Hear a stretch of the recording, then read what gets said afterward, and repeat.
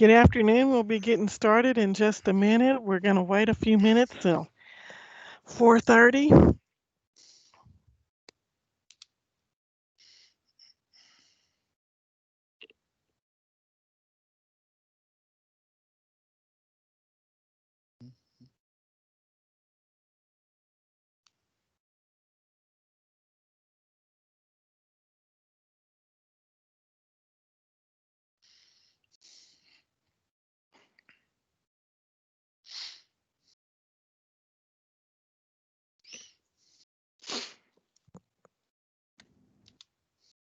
Robin, I like the ones when their name comes up and it tells you what CTSO they belong to. Right. I'm going to ask that question. Um,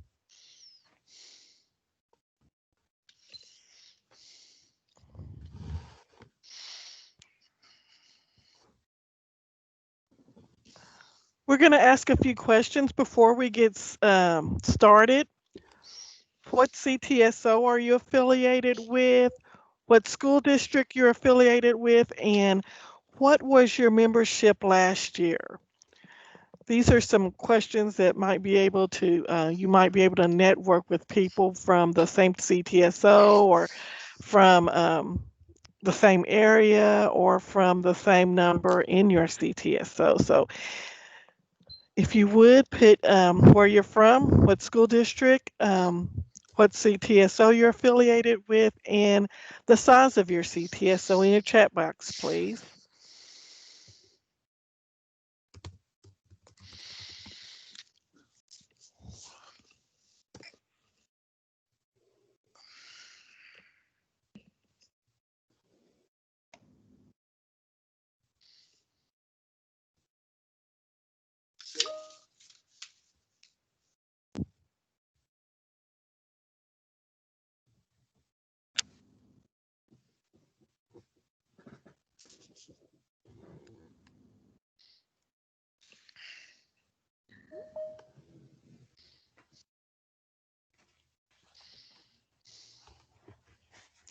Good afternoon. We're putting what CTSO you're from, what school district you're from, and what was the size of your CTSO last year in the chat box so that we can kind of connect or network with each other. And you may be able to meet somebody in the same area that you're in, or the same CTSO that you're in, or with the same size CTSO as you.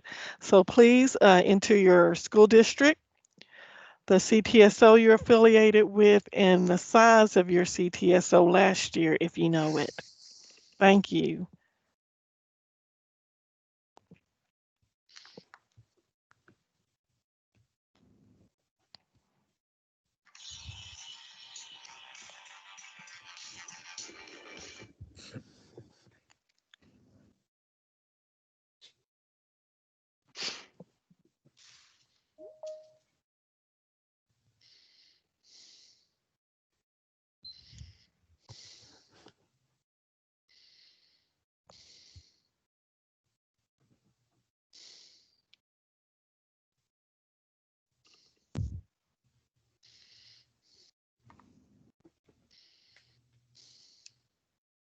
We'll be getting started in just a minute. If you would, please put where you're from, your school district, what CTSO you're affiliated with, and the size of your CTSO from last year. This may be information that would help you network with other people on the presentation, people in your area, or people affiliated with your CTSO, or people with the same size as your CTSO. So please put those things in the chat. Thank you.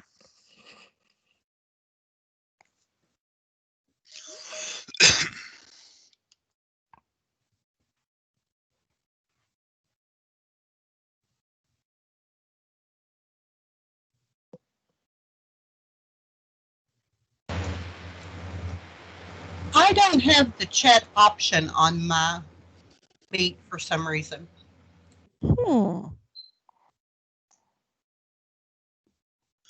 Are you on the app or are you online? Are you using the online feature or are you using the Teams app? That's a good question. Let me back out and check. Yeah, if you're just using the online version, it does not have the chat feature. Oh,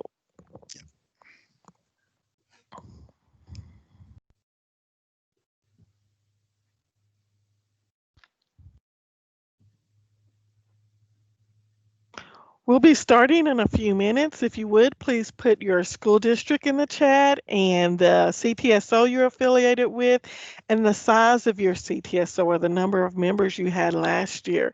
This is a way to network with other advisors with similar characteristics of your CTSO. So you can maybe network with someone from your area, or you could network with someone with the same CTSO, or you can network with someone with the same size CTSO. So please put that information in the chat so after this presentation you can network. And we'll be getting started in the next few minutes here. Thank you very much.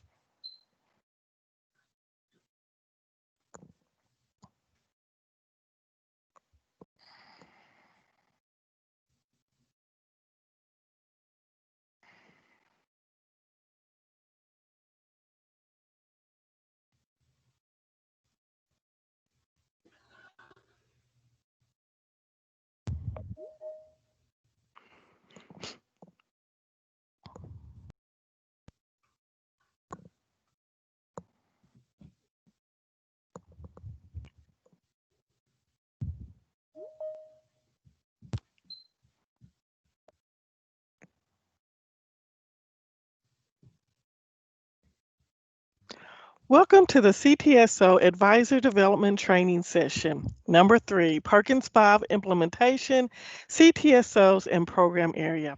The presenters are John Pace and myself, Robin Linton. We will be incorporating questions in the presentation, and you may put your answers in the chat box. If you have any questions, you may raise your hand with the icon during the presentation, and we will call on you, or otherwise, please mute yourself and turn off your video for bandwidth.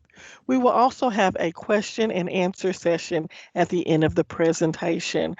Please put your district in the chat area, the CTSO you're affiliated with, and the size of your CTSO as a way to network after the presentation.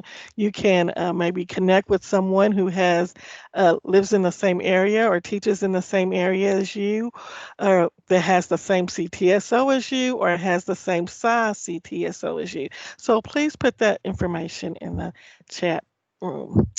And now we will begin.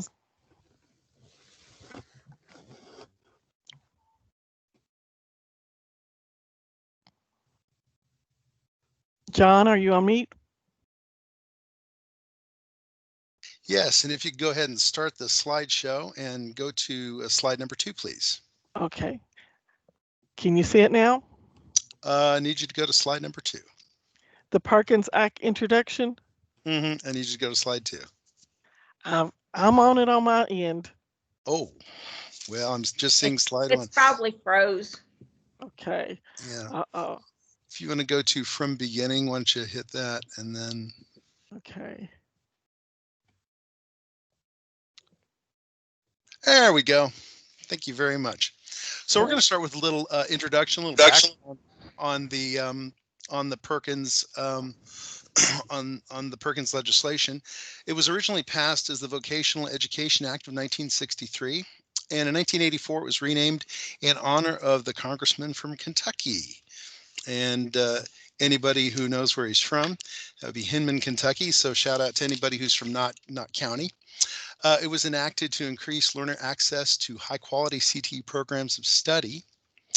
The Perkins Act provides federal funds to states so they can facilitate connection between secondary and post-secondary education employers. And on July 31st in 2018, the Reauthorization Act of the Act of 2006 was signed into law by President Trump, and it was passed almost unanimously by Congress. The new law also includes new requirements for programs of study that link academic and technical content across secondary and post-secondary education and strengthen local accountability provisions that will ensure continuous program improvement. Next slide, please. So one of the most significant changes in Perkins 5 is the new requirement for local eligible recipients to conduct a comprehensive local needs assessment and update it at least every 2 years. Now, what the new needs assessment is designed to do is the foundation of Perkins 5 is the implementation at the local level, and it drives your local application development and future spending decisions. Now, this process should be seen as a chance to take an in-depth look at your entire local CTE system and identify areas where targeted improvements can lead to increased opportunities for student success. Now, to implement local needs assessment, you must evaluate in consultation with a wide range of stakeholders how your overall CTE offerings measure up, and that will those indicators are performance on federal accountability indicators, the alignment to labor market needs, in other words, what's going on in your local area, size, scope, and quality of the programs offered, and progress towards implementing programs and programs of study, and progress towards improving access and equity. And Robin?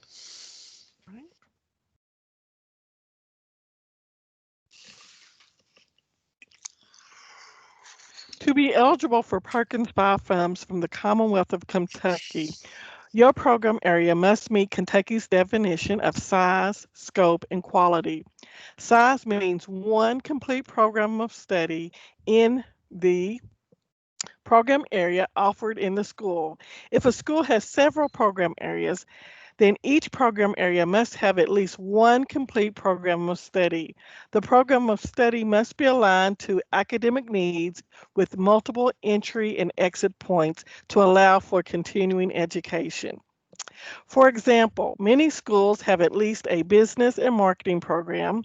The business and or marketing program should have at least one program of study, such as management and entrepreneurship, which aligns with 4 or more credits. Most schools have at least 3 program areas such as business and marketing, family and consumer science, and construction and technology.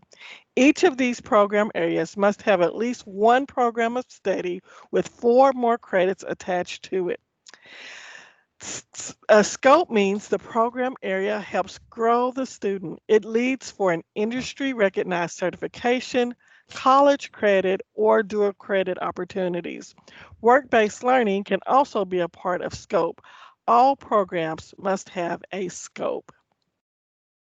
All right. So, how are you currently using Perkins funding? Do you have Perkins funding at your school, and do you currently use your Perkins funding? And how do you use your Perkins funding? Please put that in the chat.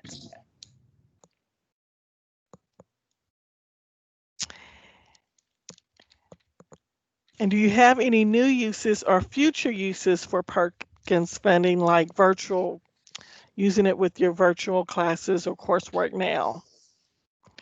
You can put your answers in the chat.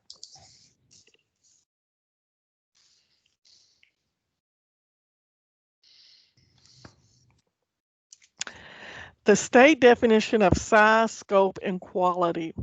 Quality for secondary programs has 6 criteria. The first criteria of quality is sufficient size, which means a program has 4 or more credits which are sequenced. The second is the program of study has a post-secondary connection through dual enrollment, dual credit, or an articulation agreement. The third is the program area has an active advisory panel, which we will talk about advisory panels later in the presentation. The fourth is the program has a certified or appropriately endorsed teacher.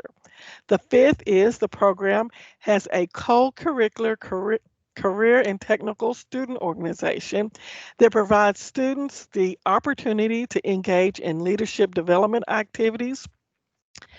Best practice is to offer a CTSO that is aligned to each program area. We will also discuss program areas and CTSO alignment later in the presentation.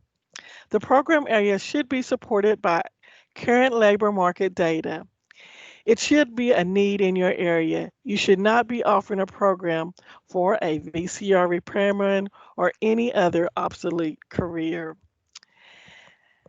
If you have an articulated agreement with a post-secondary institution in your area, please let us know the post-secondary institution that you have your articulated agreement with. So if your program area has an articulated agreement with the post-secondary institution, please let us know the post-secondary institution that your program area is articulated with. In the chat area, thank you. A program of study is comprised of academic and career and technical content that prepares students to make successful transitions to post-secondary education and the workplace called a pathway. A pathway must have both secondary and post-secondary courses. A pathway must lead to an industry-recognized credential, certification, or an associate or baccalaureate degree. State or locally created programs of study. The state has a program of study for each program area, and it has the program pathways for each area. Agriculture offers 8 career pathways, business and marketing offers 11 career pathways, and construction technology offers 18 career pathways, or you may create a program of study locally. You must have secondary and post-secondary courses listed in your program of study, and you have to partner with your post-secondary institution because they have to sign off on any program of study you create.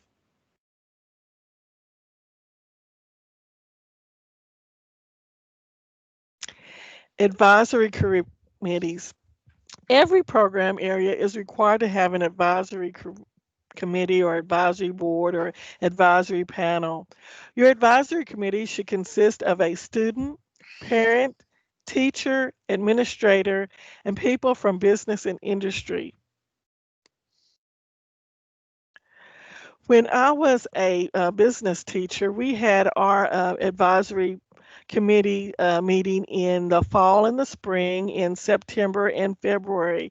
And it would consist of a student, usually the president of FBLA, a parent, which was usually a former student of the program, and an administrator, which was usually the principal. We also had business and industry representatives on our advisory committee, which was usually a receptionist or a lawyer or someone in the business area. And that's where you can get some of your members for your advisory committee. And usually people are very interested and energized and want to be on those committees.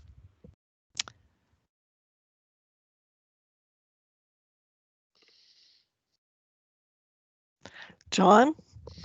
So talking about budget items, there's some funding limits. There's some new ones. Funding can be used for no longer than 3 years for recurring expenditures, like career coaches. After 3 years, the funding request would be looked upon as program maintenance rather than program improvement, expansion, or development. One of the nice features that I really like about the new Perkins 5 is that it is designed to supplement and not supplant. And as a requirement of the Perkins statute, funds made available under the Act must supplement and not supplant non-federal funds expended to carry out career and technical education activities. So in other words, your district can't say, well, you're getting Perkins funding, so this funding you had last year, we're going to take that away now. That really is designed to protect you. And some examples of supplanting would be one where Perkins funds have been used to provide services that are required to be made available under another federal, state, or local law, or if Perkins funds have been used to provide services that were provided with non-Perkins funds in the prior year. Next slide, please. Okay. So some allowable items. And by the way, I want to make it very clear, this is by no means an exhaustive list. I tried to go through and find out what were the most needful things that you would want to know about. Allowable items, instructional and curriculum materials for teacher use only, resource materials for students or teachers other than textbooks, workbooks, or anything that is consumable. Professional development activities for CTE teachers and substitute teacher salaries to cover your substitute while you're at a professional development event. Technology purchases to be used in the classroom as a teaching tool.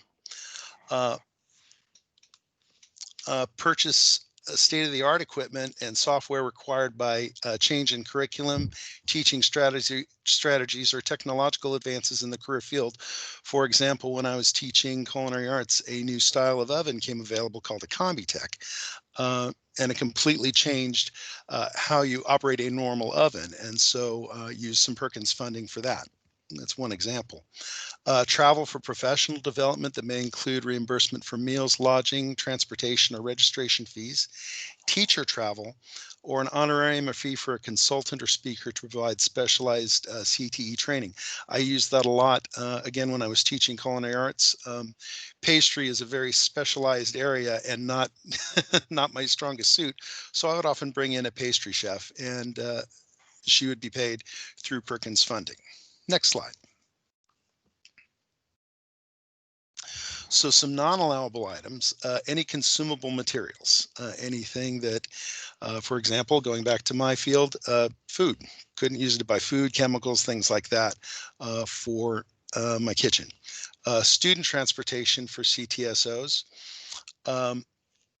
Student expenses, except items for special populations, such as a large screen monitor for the visually impaired. Items required for the program over 10% for secondary and 5% post-secondary of the total allocation. And what that refers to is any regular items that are being used in the classroom. For example, pots, pans, knives, cutting boards, things like that. I can use Perkins funding for purchasing that, but I can't use 10%, anything over 10% each year for those types of purchases. Post-secondary salaries for tutoring or remediation services. And then if you have any further needs, as I said, this is by no means an exhaustive list. There is a complete resource and guidance page on the link below. And I believe they'll be getting a copy of this PowerPoint. Yes, Robin? Is that correct? Yes. Mhm. Okay, and so you can access that. Robin. Thank you. Mhm. And these are the CTSOs in the Commonwealth of Kentucky. And if you would put in the chat, if you have all of these CTSOs in your district or in your district or your school, or if you have what number you have of CTOs in your school. So we'd just like to know if you have all 8 of them, or if you have what number of CTSOs you have in your school. And unfortunately, no prizes for having all 8 other than bragging rights. Right. A career and technical student organization is a nonprofit, career-based group that offers co-curricular resources and opportunities for students in the CTE pathways for further knowledge and skills by participating in activities, events, and competitions. CTOs embed communication and leadership skills into their programming. These are the CTSOs available in the Commonwealth of Kentucky. Educators Rising is housed in the Office of Teaching and Learning and receives some of its funding from teacher recruitment. The other CTSOs are housed in the Office of Career and Technical Education, and they receive some of their funding from Perkins funding.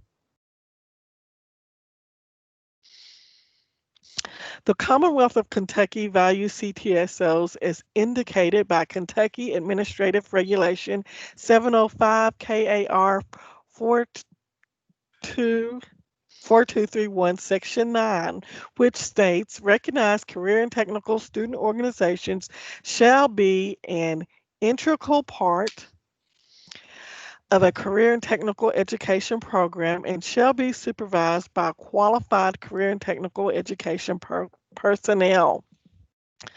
All students shall be provided an opportunity to participate in leadership development activities, so each of your program areas should be aligned to a CTSO. Benefits of CTSOs for teachers. CTSOs are extremely effective as instructional tools when used properly by trained career and technical educators. CTSO activities provide instructional strategies used to develop and improve and expand occupational competencies related to a specific career and technical subject matter. CTSOs are extensions of the classroom laboratory instructional program that enriches and enhances classroom laboratory learning. They present organized activities for students to gain personal and leadership skills, making them more employable, preparing them to become productive citizens, and assisting them in assuming positive roles in the home and community. CTSOs help students socially and academically. CTSOs members report they gain skills in problem solving and they experience CTSOs empower them to become more effective leaders. CTSOs also prepare students academically for college and career readiness.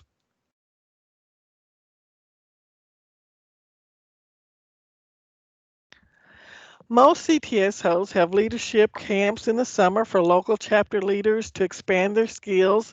They also have regional, state, and regional, national, and national conferences. I know DECA had a regional national conference planned in November for Milwaukee. It has now turned into a virtual conference that will have participants from Washington, Wisconsin, Illinois, Indiana, and other states. Most CTSOs can participate in Student Leadership Development Day in February at the state capitol, where they can talk with their state legislators about CTSOs and their benefits.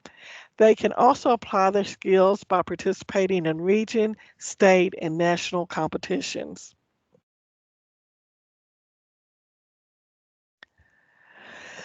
These are the CTSOs in the state of Kentucky and that are aligned to the program areas. In the 2021-2022 school year, aligning CTSOs and program areas is going to become important. One of the criteria for the definition of quality at that time will be having a co-curricular career and technical student organization aligned with your program area. If you offer health science program area, you should offer the CTSO HOSA, or if you offer family and consumer sciences program area, you should offer the CTSO FCCLA. Meeting the definition of quality will assist your program in receiving Perkins funding. Do you have any questions for us at this time?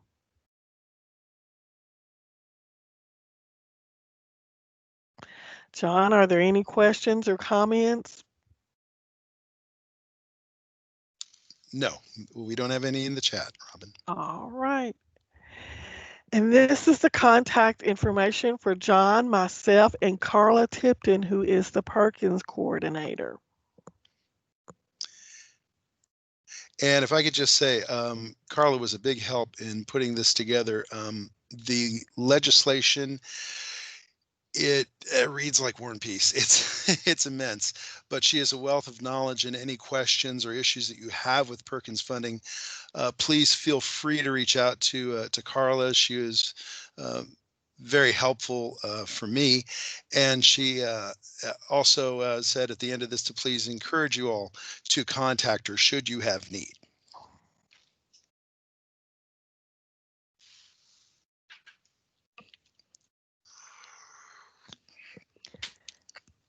So Robin and John, this is Elizabeth. So now we're really looking about a course pathway that belongs with each individual program area, and now we're looking at least 4 courses instead of the 3 that used to be the requirement, right?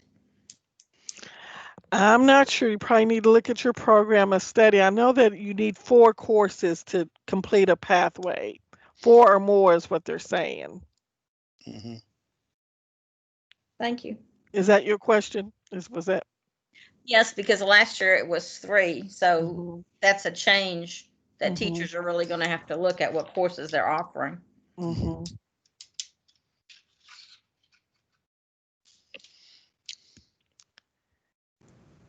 Hey, Robin, this is Jeff Jones. How are you? Good. How are you? I'm good. I was just wondering, I know things like FBLA are built into the standards. I think HOSA is too, but like for my CAD course, a lot of manufacturing, the Skills USA standards are not built in. Is the KDE gonna start looking at those standards to see that we're integrated as a co-curricular? I believe so. We'll be looking at that new position. I think that it is the academic side of that or the program area side of that is vacant at this time. But when we get that new person in, that's one thing they're going to be looking at is building those standards. Thank you. Mm-hmm.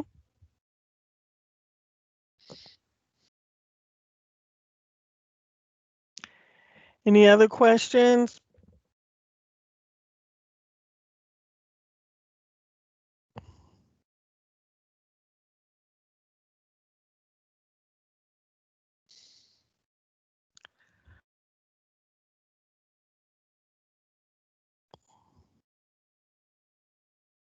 Well, thank you for your time, and we'll be sending out after all of the presentations over, we'll be sending out certificates for these based on your attendance. And if you have any questions, just let me know. Thank you. Invite everybody to join us tomorrow. Yes, Absolutely. tomorrow we have financial, what is it exactly? Yeah, finance. I'm doing fundraising, and Mhm. Andy is doing communications, social media. All right. Alrighty. Thank you. Thank you all for being here.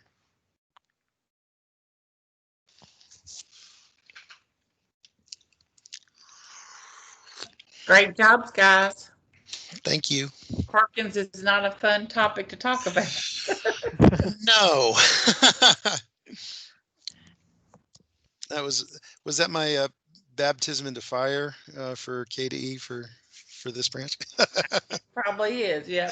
But Well, you can get bombarded with questions like Carla always does. I know, and well, and I mean, it's so vast. I mean, you could take a half a day just talking about some of this stuff. Trying to distill it all down to one thing was challenging, that's for sure. Probably could have expanded a little more.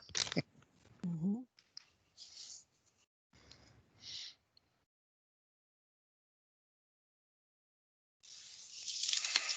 Oh.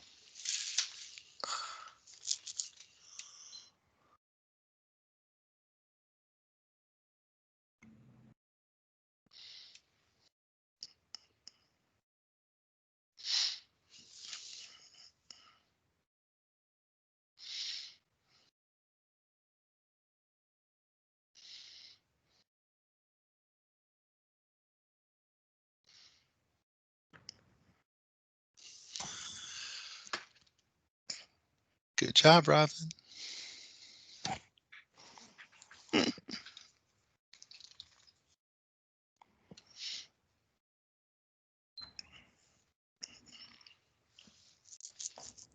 Not many FCCLAers, I'm afraid. I think there's maybe 2 or 3, but I don't think there was any Ed Risers, so. yeah, that's true. Bless your heart. Do you have a distribution list yet or anything that you can go by?